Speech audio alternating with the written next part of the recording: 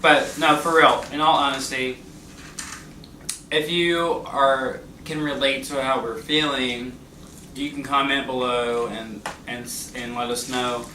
But honestly, like, I'm in a mindset of where, like, I need someone in the same mindset, and we plan on moving to California, so it's really like no point in me investing that kind of emotional investment and everything into someone when I'm gonna leave.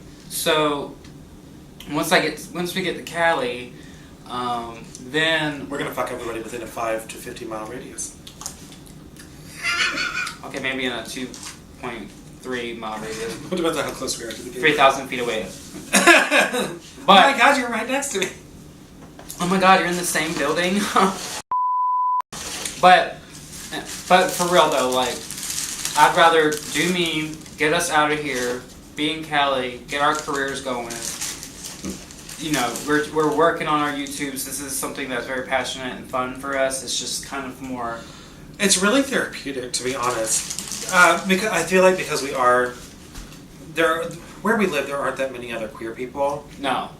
So it's kind of a way to vent to other queer people in a way that we can't hear because either they already have fucking husbands or have boyfriends or they're antisocial, so they don't really want to hang out except for when there's like something, an event. Yeah.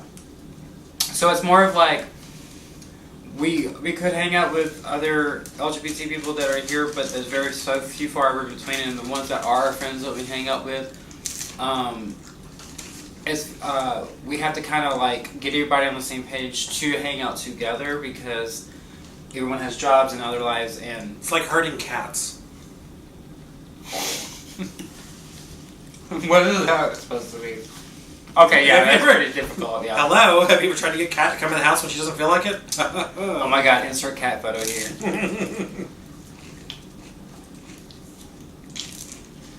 But really, like, it's a way for us to also be creative and because usually we're pretty lax and chill when we're at home, but since we started doing this, I think we're finding a secret passion of ours to do Honestly, yes. Like, at first it was very nerve-wracking getting in front of this fucking ring light from which is hell. bright as fuck. I feel like there's a spaceship floating in my face. But when you just kind of like ignore it after a certain point, and you're just like, especially if you have someone in the room that you can like banter with, it's so much more easier. It makes it more comfortable. Mm-hmm. And it's having me learn a little bit more about myself too. In that, right? I used to have this huge fear. This is the first time I've ever appeared on camera without makeup on. Just so you know. Okay. So, like in film, I would never ever let myself be filmed or photographed. Usually without makeup on. I'm very, very funny about it. So, I mean, like when I said before, like, what you've done to help me get my skin clear and everything else, I mean, it means a lot. I would never, ever have done this without makeup on before. Because I have really bad eczema on my face, which I have a couple of little flare-ups on my nose right now, but they're not nearly what they used to be. It used to be huge, disgusting plaques all over my face and nose. So, if anyone with the same condition, you can relate and understand where she's coming from. Yeah. It was hard. You know, until I met you, nothing worked. Literally nothing. Like nothing. Nothing. I tried everything. Went to a dermatologist, did prescriptives, everything. What? Like, prescribed stuff did not work. Yeah, well, I couldn't take it because it contained a sulfur derivative and I'm allergic. So... Okay. So did it dry you out more? My throat closed and I had hives all over my face. Shit. So, yeah, it dried me out pretty bad. That's what he said. Right. No, that's cool to hear because if y'all don't really know too much about me, I am a licensed cosmetologist, esthetician. I went to school for all that in Dallas Academy, shout out, in El Cajon, California. That's where I got licensed, my background and everything there. And I take ingredients to heart because it's just like with food. You have to look at the ingredients because that's what you're putting on your face. This is what you're investing your money in. And in the long run, if you're investing in a bunch of crap and a bunch of fillers and a bunch of stuff that's gonna just like Doesn't do anything. fuck your skin up, in more layman's terms, Right. it's just not okay. And I literally only use 3 things. So I have Advanced Repair Serum by Estee Lauder that I use at night before I go to bed. Best shit ever, not Spawn. I use the Lift Cream and the eye cream. Resilience Lift? Yeah, the Resilience Lift Cream in the morning and the eye cream. And Oh. then occasionally I will do that green tea scrub to kind of open my pores back up. And I do have that bright scrub too, which I use to help get my makeup off if I'm wearing heavy makeup. But that's only because it's the only thing that cuts through it. Well, we need to get you some Take It Away lotion. I know, I ran out.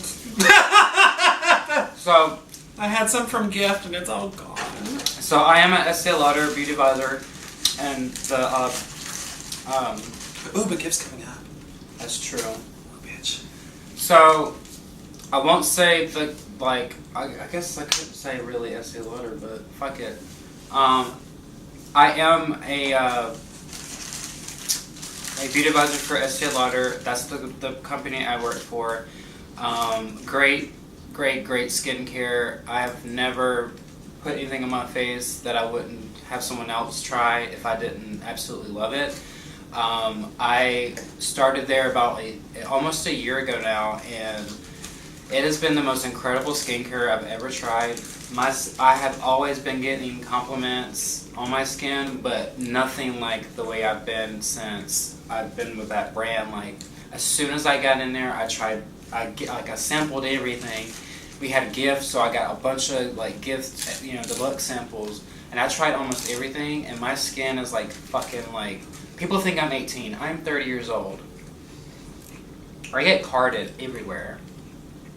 Yeah. Which I don't mind, but that's besides the point. It's just, that tells you right there, especially with an extreme skin condition as what you have. Which I've been struggling with since I was 16 and I'm 32. That's 16 years of never having clear skin.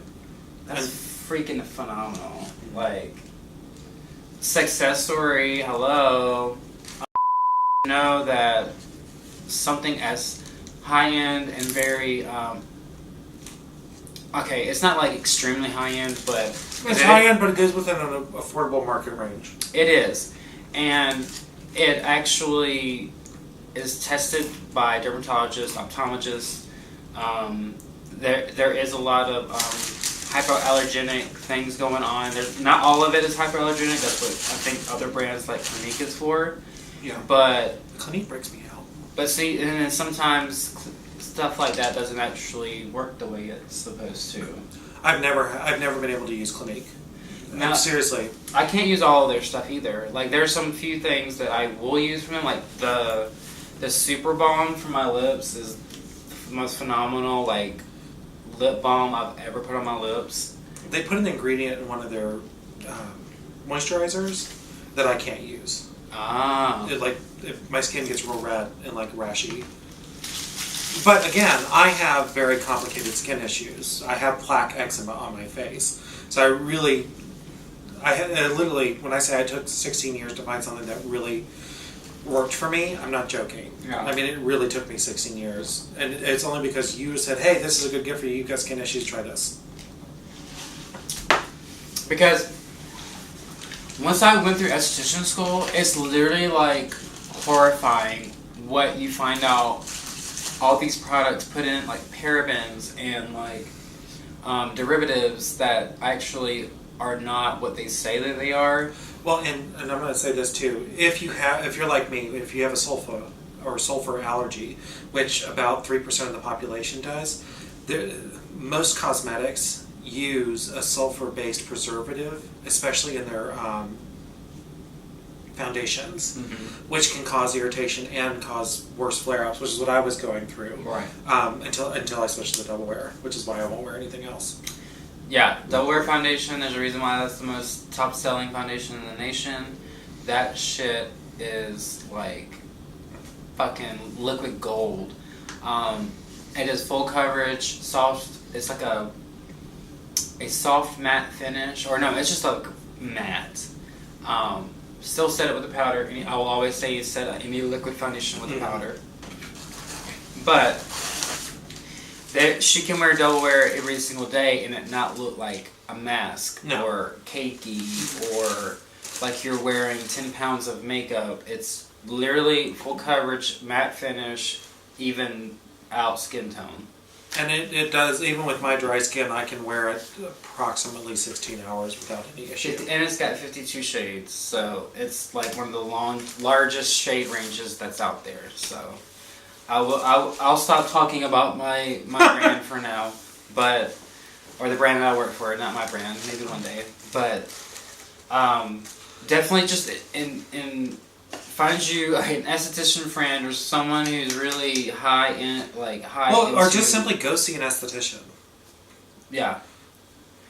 Or I mean, if there's a lot of people out there that are really into just researching skincare ingredients and things like that, if you know anyone like that, grab them and let them know that you're interested in like investing in your face and your skin because you only have one. There's no need to follow trends to a T because a lot of these queens that are buying all these higher end lace fronts and stuff are either RuPaul Drag Race drag stars. Who have ridiculous amounts of money. They're drag superstars, or they're queens that work full time and are getting paid, top dollar because they've been performing for a hot minute. Or they're high level pageant queens who have sponsors that help them pay for those wigs. Like, try to do as much within your means, but give yourself like one splurge a month or something. And I'm gonna say this. I'm gonna link down below to some of Vanity Fair's and Bobby Pin's styling tutorials. Those things can be used on any wig. So as long as it's synthetic and heat safe, you don't exactly have to. I mean, she's bought some Bobby Pins. I've got a lot of Bobby Pins. And Vanity wigs are great, but follow their tutorials on how to style on your own. Styling on your own will literally save you hundreds of dollars. Or if you've been like me and you've gone to cosmetology school or going to cosmetology school, use your techniques that your instructors are showing you on real hair, on wigs, because one, it's a great way to practice before you touch real hair. Yeah. And two, it will help you in the long run as a drag performer because you don't have to rely on 400 other people to do everything for you. There's stuff on YouTube, there's makeup tutorials, there's so many tutorials and ways to help you do it yourself to where you can be more self-sufficient and reliant, that you're not paying out the ass for all these amazing designers and creators to do it for you. Eventually you can get to that point, because I will too eventually, want to do business with those people because they do fabulous work, but until I'm able to afford it on the regular or every month, I'd rather do it myself, so in a pinch I can restyle what they styled for me and it's not going to look like a total fucking wreck after like 4 uses. You know what I mean? Because that's what I feel like a lot of the newer girls do, is that they feel like they have to buy $200 hair. They have to buy custom everything. Yeah. Which is not necessary. It's not. Focus on your talent and what you bring to the table as an entertainer. As long as you don't go out in a bra and a panty and a fucking robe, you are doing way better than half of the people out there. And please, for God's sakes, if you're going to buy a bathing suit to wear on stage, please put some rhinestones on it, please. They're at Michael's. It's $4 for a pack of rhinestones. Just throw some on, for God's sakes. I'm so tired of seeing a bare bathing suit.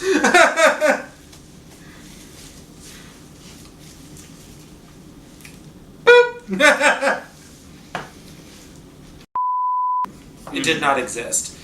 There was no Facebook when I started doing drag. There was MySpace. But even then, there was no way for you to know how to do everything. No. There were no tutorial videos. There was none of that stuff. Now you have so much at your disposal. I know. I just copy you. Fucking A.